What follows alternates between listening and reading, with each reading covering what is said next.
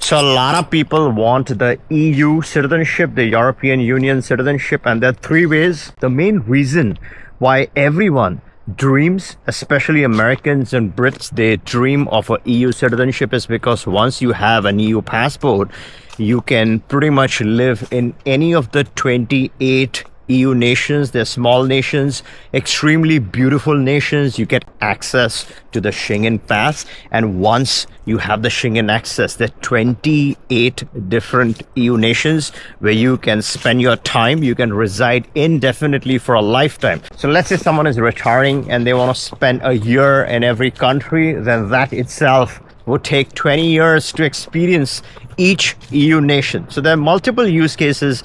Some people want to have EU in their back pocket. They want to flash and show off. Some people actively want to spend some time to all of their time. So there could be several use cases to this. The point over here is to identify the different ways in which you can strike this EU permit based on your budget, based on the time commitment, and most importantly, the flexibility. The first option is going to be a paper residency for someone who does not want to spend or commit too much time to the country.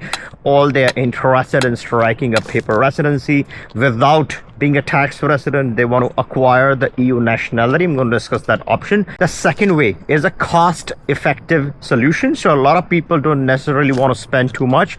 They want a quick and easy EU residency.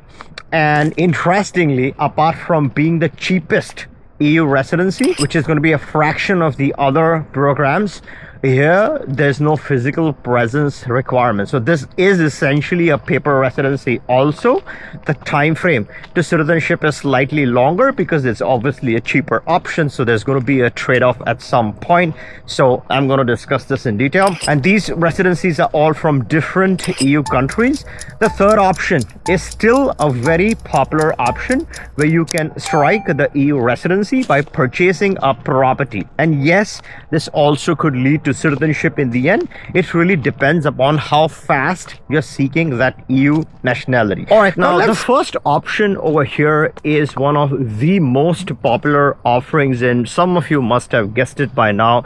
It's through an investment, and this is more like a fixed deposit, and you get all your money back after a fixed amount of time. The amount of time that you need to hold your capital is 5 years. The amount of money that you need to hold is 325k euros.